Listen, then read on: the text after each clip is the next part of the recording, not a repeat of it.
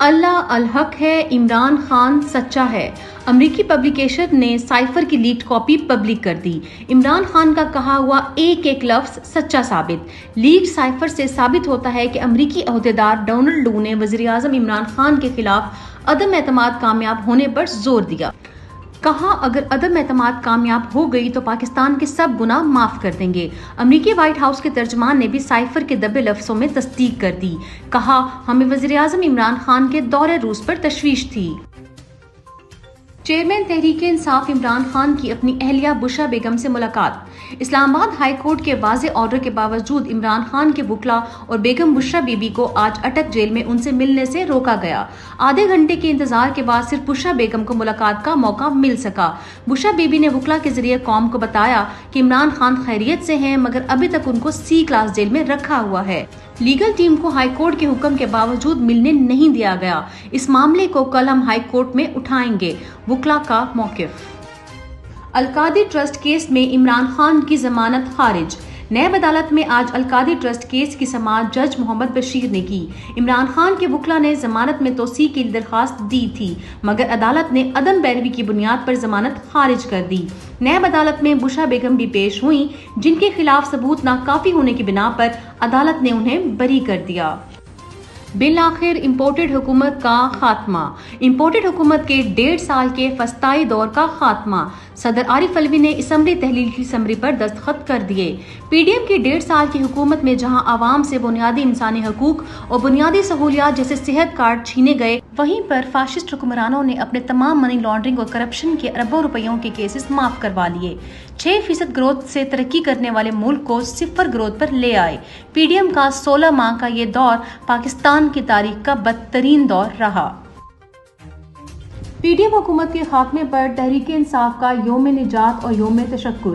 تحریک انصاف کی جانب سے جاری پریس ریلیز میں پی ڈی ایم کی 1.5 سالہ حکومت کا جائزہ پیش کیا گیا۔ پی ڈی ایم نے 1.5 سال میں بدترین مہنگائی کی، عوام پر ظلم و ستم کیا، بنیادی انسانی حقوق کی پامالی کی۔ اب وقت آ گیا ہے کہ شفاف الیکشن کروا کر قوم کو اپنی مرضی کی حکومت منتخب کرنے کا موقع فراہم کیا جائے۔ پریس ریلیز میں موقف۔ فاشسٹ حکومت نے آخری دن بھی فسطائیت جاری رکھی۔ پاکستان تحریک انصاف کی خاتون رہنما شاندانہ گلزار کو کل گن پوائنٹ پر اسلام آباد سے گرفتار کر لیا گیا۔ شاندانہ گلزار کا جرم دنیا کے سامنے کھل کر پی ڈی ایم حکومت کی فسطائیت بیان کرنا تھا۔ چیئرمین تحریک انصاف عمران خان کے وکلا کو ہراساں کرنے کے خلاف وکلا کا آج یوم سیاہ۔ اسلام آباد، لاہور، کوئٹہ سمیت ملک بھر کی بار ایسوسی ایشنز کا تحریک انصاف کے وکلا کو ہراساں کیے جانے کی سخت مذمت۔ وکلا نے مختلف عدالتوں میں بازوؤں پر سیاہ پٹیاں باندھ کر اپنا احتجاج ریکارڈ کروایا۔ چیئرمین تحریک انصاف عمران خان کی غیر قانونی سزا کے خلاف احتجاج جاری۔ چیئرمین عمران خان کی غیر قانونی گرفتاری کے خلاف انصاف لائرز ونگ آزاد کشمیر کا سینٹرل پریس کلب مظفر آباد کے سامنے احتجاجی مظاہرہ۔ عمران خان کے حق میں نعرے بازی، عمران خان کی فوری رہائی کا مطالبہ پیش کیا۔ نااہل حکومت کا دور ختم ہو گیا، مگر اثرات باقی رہیں گے۔ پی ڈی ایم حکومت نے 1.5 سال میں جہاں ایک طرف مہنگے ترین بجلی کا تحفہ دیا، وہیں پر لوڈ شیڈنگ کا عذاب بھی دوبارہ قوم پر مسلط کیا۔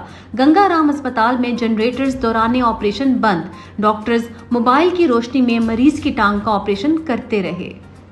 ایک سال میں آٹا، دالیں، تیل، گھی سمیت مرغی کی قیمتوں میں 200% اضافہ۔ اشیاء خورد و نوش کی قیمتوں کا ایک سال قبل کی قیمتوں سے موازنہ کیا جائے تو آٹا، چاول، دالوں، کھانے کے تیل اور گھی سمیت گوشت، مرغی کی قیمتوں میں 200% اضافہ ہو چکا ہے۔ 15 ماہ میں گھی کی قیمت میں 200 روپے اضافے سے 550 روپے فی کلو اور کھانے کا تیل 200 روپے اضافے سے 600 روپے فی لیٹر تک پہنچ چکا ہے۔ اپریل 2022 میں دال ماش 248 روپے، اب 252 روپے اضافے سے 500 روپے فی کلو، جبکہ دال چنا 158 روپے تھی جو اب 62 روپے اضافے سے 220 روپے فی کلو ہو گئی ہے۔ سال 2022 میں کالا چنا 150 روپے فی کلو تھا اور اب 60 روپے اضافے سے 220 روپے فی کلو ہو گیا ہے۔ چاول باسمتی 200 روپے فی کلو تھا جو اگست 2023 میں 175 روپے اضافے سے 375 روپے فی کلو ہو گیا ہے۔ چینی 80 روپے فی کلو تھی، 70 روپے اضافے سے 150 روپے فی کلو ہو چکی ہے، جبکہ چائے کی پتی اپریل 2022 میں 1000 روپے فی کلو تھی، 400 روپے اضافے سے 1400 रुपए फी किलोग्राम हो चुकी है।